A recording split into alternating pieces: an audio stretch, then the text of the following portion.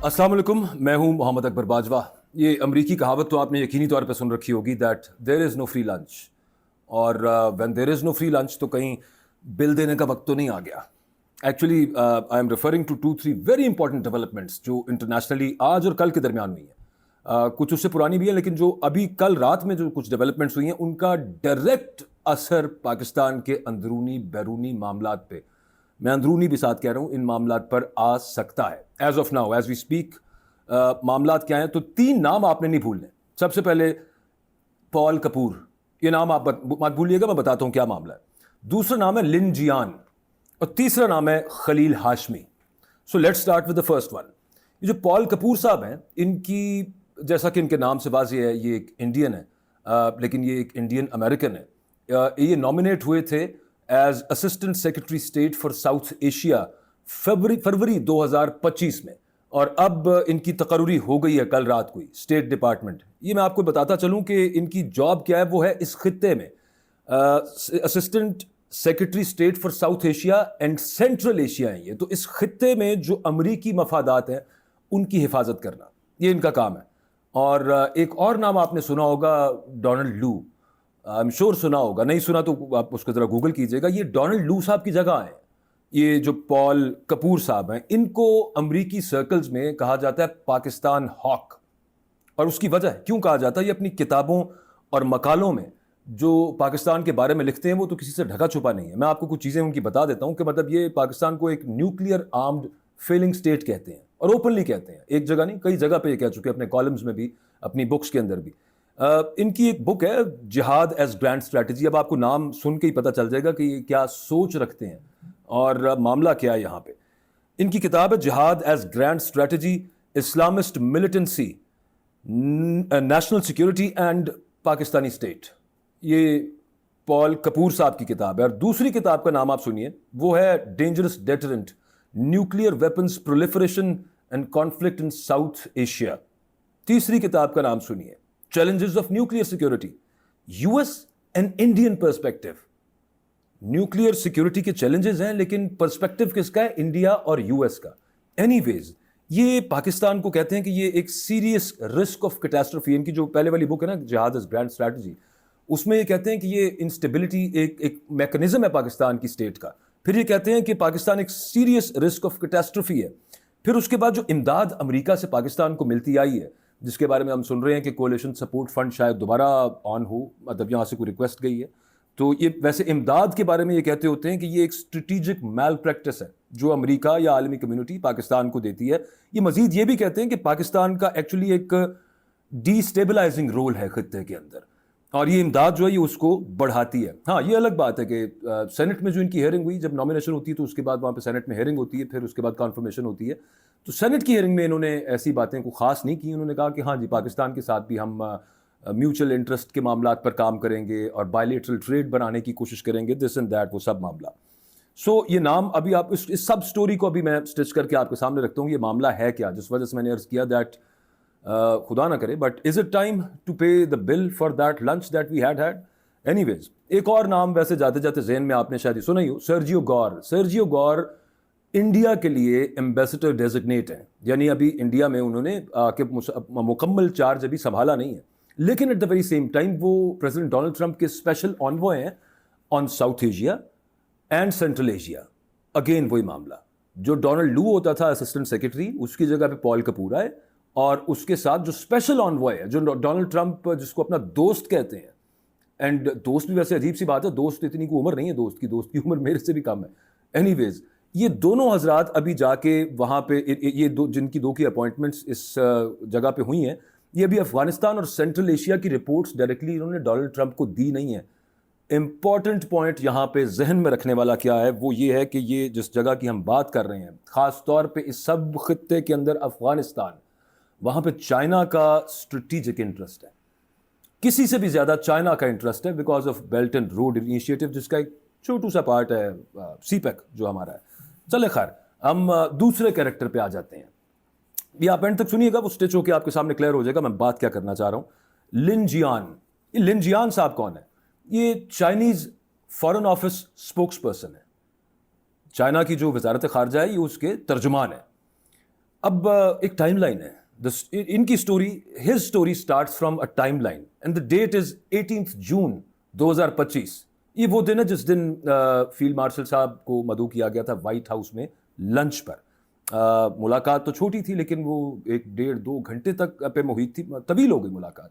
سو وہاں سے یہ معاملہ ان کا لنجیان کی اسٹوری اسٹارٹ ہوتی ہے. 18 جون 2025 لنچ, 8 ستمبر 2025 فرنٹیئر ورکس آرگنائزیشن جو کہ پاک فوج کا ایک ذیلی ادارہ ہے اور USSM United States strategic minerals کے درمیان ایک $50 ملین کا MOU سائن ہوا ریگارڈنگ کرٹیکل منرلز, ریئر ارتھ منرلز, جو ہم کلیم کرتے ہیں کہ پاکستان کے پاس 60 ٹریلین تک کی ہیں. میں نے کچھ اس طرح کا فگر سنا ہے, بہرحال خیر معاہدہ تو 50 ملین کا. اینی ویز اگلی ڈیٹ ہے جناب 9 اکتوبر 2025. چائنا کی کامرس منسٹری اناؤنسمنٹس وہ جاری کرتے ہیں نا, یہ روٹین کی اناؤنسمنٹ نہیں تھی, اس کا ٹائٹل تھا announcement number 26 for year 2025.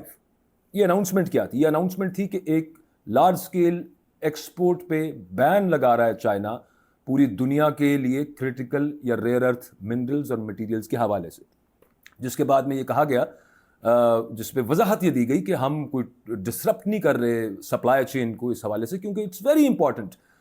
75 to 80% دنیا کا ریئر ارتھ منرلز جو ہیں وہ چائنا کنٹرول کرتا ہے. چائنا کے پاس لیوریج اس وقت امریکہ کے خلاف, امریکہ کے ٹیرفس کے خلاف یہ ریئر ارتھ منرلز ہی ہیں. اور ان ریئر ارتھ منرلز پر پھر جب چائنا پر 100% ٹیرف سلیپ ہوا تو چائنا نے جواباً بین لگا دیا کہ ہم بھی پھر ریئر ارتھ منرلز جو پوری دنیا کو سپلائی کرتے ہیں, جو کہ الیکٹرک بسز میں یوز ہوتے ہیں, جو بیٹریز میں یوز ہوتے ہیں, جو یو نیم اٹ, آج کل جتنی بھی ماڈرن ٹیکنالوجی, ایون F-35 کے اندر وہ یوز ہوتے ہیں 4 ٹنز تک. یہ ویسے میرے ذہن کے اندر ایک بات آ گئی. اینی ویز سو انہوں نے یہ 9 اکتوبر 2025 کو اعلان نمبر 26 برائے سال 2025 جاری کیا. پھر آ جاتے ہیں 13 اکتوبر 2025. 13 اکتوبر 2025 کو آتے ہیں یہ لنجیان صاحب جو کہ فارن آفس کے اسپوکس پرسن ہیں. انہوں نے جب ان سے سوال ہوا ایک پریس کانفرنس کے دوران کہ پاکستان اور امریکہ کے درمیان قربتیں بہت بڑھ رہی ہیں, اس پہ آپ کیا فرمائیں گے, تو جیسے کوئی رقیب بات کرتا ہے, جو فیض احمد فیض کی مجھے وہ یاد آ گئی کہ ہم نے اس عشق میں کیا کھویا ہے کیا سیکھا ہے, جز تیرے اور کو سمجھاؤں تو سمجھا نہ سکوں. مجھے ایسے محسوس ہوا کہ یہ لنجیان صاحب بھی پاکستان کو یہ کہہ رہے ہیں کہ جز تیرے اور کو سمجھاؤں تو سمجھا نہ سکوں, کیونکہ وہ دیکھ رہے ہیں نا کہ محبوب تو کہیں اور پہ کہیں اور بغل گیر ہے, پینگیں تو کوئی اور چڑھ رہی ہیں, ہمارے ساتھ معاملہ تھا تو ڈیلز تو امریکہ کے ساتھ ہو رہی ہیں, تو سمجھا کیا رہے ہیں وہ, سمجھا وہ یہ رہے ہیں سب. یہ اس فیض احمد فیض کی غزل کے تھرو جو میں آپ کو بتانا چاہ رہا تھا کہ پریس کانفرنس میں انہوں نے کہا کہ ہمیں پاکستان نے یقین دہانی کرائی ہے, Pakistan is given us assurance کہ جہاں چائنا کا انٹرسٹ ہے اس کو کوئی ذکر نہیں پہنچے گی, جہاں پہ چائنا کے اسٹریٹجک میٹرز ہیں اس میں کوئی اور ملک نہیں آئے گا. پاکستان امریکہ کے ساتھ رکھے معاملات, جو بھی ہے معاملہ سب ٹھیک ہے, لیکن ہمارے معاملات کو کسی قسم کا کوئی ڈینٹ نہیں آئے گا, یہ ہمیں ایشورنس ہے. بات یہاں پہ رکتی نہیں ہے نا, یہ تو انہوں نے کہہ دیا. ہم نے کہا جی بالکل ٹھیک ہے, وہ میں آپ کو بتاتا ہوں ہم نے کب کہا کہ بالکل ٹھیک ہے. بات ویسے یہ کیا کہ وہ کہتے ہی ہوں گے نا کہ جنگ ہمارے ہتھیاروں سے آپ نے جیتی. گوکے پاکستان کی جو فورسز ہیں انتہائی پروفیشنل, ان کا بہت بڑا رول ہے, لیکن Chinese satellites, Chinese planes, Chinese missiles اور سب کچھ اسی کی وجہ سے, اسی کے چند دن کے بعد پھر لنچ پر انوائٹ کیے گئے نا ہمارے یہاں سے فیلڈ مارشل صاحب. So coming to field marshal صاحب, 3 روز پہلے وہ GHQ میں نیشنل سیکیورٹی کانفرنس کے شرکاء سے بات چیت کر رہے تھے, تو وہاں پہ انہوں نے دونوں چیزوں کے اوپر بات کی, منرلز معاہدے کے اوپر بھی اور افغانستان کے اوپر بھی, کیونکہ ان سے سوال ہوا اس بارے میں. اب یہ دونوں وہ چیزیں ہیں جس میں چائنا کا انٹرسٹ ہے, اور یہ دونوں وہ چیزیں ہیں جس میں امریکہ کا بھی انٹرسٹ ہے. اس سے پہلے میں آپ کو پال کپور کا بتا چکا ہوں, اس سے پہلے میں سرجیو گور کا بتا چکا ہوں. وہ افغانستان بنیادی طور پہ, یہ آپ بھول جائیے بیچ میں سے کہ پاکستان بڑی اہمیت کا حامل ملک ہے, اس وجہ سے پال کپور زیادہ مسئلہ وہاں پہ افغانستان ہے. وہ کیسے ہے وہ آگے اس میں آ جاتے ہیں. اینی ویز کیونکہ یہ دونوں چینی انٹرسٹ بھی ہیں, تو ان سے جب سوال ہوا کہ یہ فیلڈ مارشل صاحب سے کہ جو منرلز کا آپ نے معاہدہ کیا ہے یہ چین کے ساتھ کرنا چاہیے تھا, کہ ان کے ایکسکیویشن کی, اس کی باقی ڈیولپمنٹ, اس کی پروسیسنگ, اس میں چین جتنا آگے اٹس ایئرز اہیڈ پوری دنیا سے. چین ہمارا اسٹریٹجک پارٹنر بھی ہے, چین کے ساتھ اتنے پرانے تعلقات ہیں اور اتنے گہرے تعلقات ہیں, یہ معاہدہ چین کے ساتھ کرتے ہیں. ہم نے امریکہ کی کمپنی کو, جس کی ابھی, اور یقین کیجئے کہ امریکہ ہو یا آسٹریلیا ہو یا پھر یورپ ہو, ان کو ابھی چائنا کے اس ایکسپرٹ لیول پہ جو کہ کرٹیکل منرلز کو نکالنے سے, پروسیس کرنے سے, فائنل پروڈکٹ بنانے تک ہوتا ہے, ابھی سال ہا سال لگیں گے. سو یہ تو بڑی دور کی بات ہے کہ مطلب وہ نکال کے لے جائیں را پروڈکٹ, اس کے کیا نقصانات اور مضمرات ہیں وہ پھر کسی دن بات کریں گے. لیکن جب ان سے یہ سوال ہوا تو انہوں نے فرمایا, فیلڈ مارشل صاحب نے فرمایا کہ امریکہ سے ہمارے تعلقات میں چین کو کوئی مسئلہ نہیں ہے, بلکہ چائنا تو چاہتا ہے کہ ہمارے امریکہ کے ساتھ معاملہ ٹھیک ہو, لیکن at the very same time China کا جو ڈپلومیٹک سٹائل ہے ان کا, کبھی بھی کھل کے نہیں بولتے. There are always signals. وہ اگلا سگنل کیا ہے میں اس کی طرف آ جاتا ہوں ابھی. اینی ویز افغانستان میں ان کا بہت بڑا انٹرسٹ ہے. جیسا میں آپ کو بیلٹ اینڈ روڈ انیشیٹو کے حوالے سے کہہ رہا تھا, سی پیک جو ایک چھوٹا سا یہ پاکستان کے اندر اس کا ایک چھوٹا سا حصہ ہے, ہمارے لیے تو بڑا ہے. لیکن آپ کو یاد ہوگا یہ مہینہ پہلے چین کے اندر ایک ٹرائلیٹرل میٹنگ ہوئی جس میں افغانستان, پاکستان, افغانستان تھے, اور اس میں یہ اس بات پر اتفاق ہوا کہ سی پیک 2 یعنی اس کو اب کابل تک لے کے جانا ہے, اس افغانستان کے اندر لے کے جانا ہے, کیونکہ اگر افغانستان کے اندر سے ہو کے نہیں گزرتا سب معاملہ تو پھر BOR جو ہے وہ پورا نہیں ہوتا, بیلٹ اینڈ روڈ والا جو معاملہ ہے. سو لیکن اس پہ جب یہ معاملہ تھا تو افغانستان کے حوالے سے سوال پہ فیلڈ مارشل صاحب نے فرمایا, میں الفاظ وہ اس طرح سے یوز نہیں کر سکتا, بڑے سخت الفاظ تھے, بہت سخت الفاظ تھے. بات آپ کو بتاتا ہوں شاید آپ کو سمجھ آ جائے. انہوں نے کہا افغانستان کو 2 ہی چیزیں سمجھ آتی ہیں, ایک ان کو بڑا پیسہ سمجھ آتا ہے, دوسرا ان کو دبڑ دھوس سمجھ آتا ہے. تو ہمارے پاس تو دبڑ دھوس ہے, ابھی تو ہم نے تھوڑا کیا, ابھی ہم بہت اس سے زیادہ کر سکتے ہیں, اور یہ ڈیورنٹ لائن کو نہیں مانیں گے تو پھر ہم کابل تک آ جائیں گے, فرمایا انہوں نے. ساتھ انہوں نے ایک اور بات بھی کی, وہ اس طرح سے تھی کہ یہ اپنے نرم الفاظ میں بات کر رہا ہوں, انہوں نے کہا یہ اپنے والد گرامی کو ڈرانے کی, بتانے کی, سمجھانے کی کوشش کر رہے ہیں. خیر, تھرڈ کریکٹر پہ آ جاتے ہیں. ابھی اس کو سمجھ آ جائے گی آپ کو جب میں اس کو اسٹچ کرتا ہوں. تو تھرڈ کریکٹر ہے خلیل ہاشمی صاحب. خلیل ہاشمی ہے پاکستان کے بیجنگ میں ایمبیسڈر. کل رات ان کو اسلام آباد واپس بلایا گیا, واپس نہیں بلایا گیا, اسلام آباد طلب کیا گیا ان کو. یہ پہنچ بھی گئے ہیں اسلام آباد. ان کی ایز وی اسپیک کل بھی میٹنگز تھیں, اہم میٹنگز تھیں اسلام آباد اور اس کے گرد و نواح میں. آج بھی میٹنگز ہیں, یہ بہت عام ڈیولپمنٹ ہے, اور واپسی بھی ان کی جلد ہے. سورسز میرے یہ بتاتے ہیں کہ شاید آج اگر امپورٹنٹ میٹنگز بریفنگز ہوں گی, کیا ہوگا معاملہ, کیونکہ وہاں جا کے انہوں نے کچھ بتانا ہے نا. اب سارا کچھ میں یہاں پہ جتنا کہہ سکتا ہوں اتنا ہی کہوں گا. تو یہ واپس جائیں گے, اچھا جلد ہی چلے جائیں گے واپس. آپ ارجنسی چیک کریں کہ بلا کے 1-2 دن میں امپورٹنٹ میٹنگز, اور پھر اس کے بعد فوراً ہی واپسی. ظاہر ہے کہ وہاں پہ کوئی پیغام لے کے جانا ہے, کچھ بتانا ہے, کوئی ایکسپلینیشن ہوگی یا کچھ اور معاملہ ہوگا. لیکن طلب کیوں کیا گیا, یہ سب سے اہم سوال ہے. دس از what we need to ponder at. Now it's the time to stitch it all. اس کو سب کو پرو لیتے ہیں اور پھر آگے سے پروڈکٹ نکل آئے گی, وہ آپ پھر خود ہی دیکھ لیں.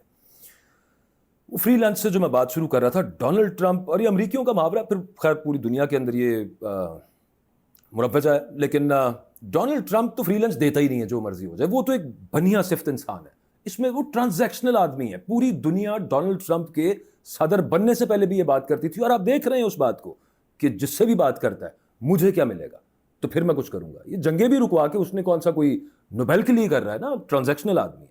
ہی doesn't really mean well for the world کہ پیس ہونا چاہیے. اس کے اپنے مقاصد ہیں, ان مقاصد پہ میں آ جاتا ہوں, وہاں سے بات اور کلیئر ہو جائے گی.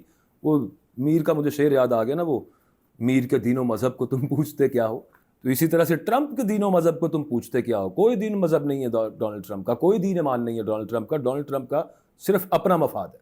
وہ مفاد پہ میں آتا ہوں, لیکن وہ آنکھیں ماتھے پہ رکھنے آئے تو 1 منٹ لگاتا ہے. ماسٹر ہے آنکھیں ماتھے پہ رکھنے کا ڈونلڈ ٹرمپ.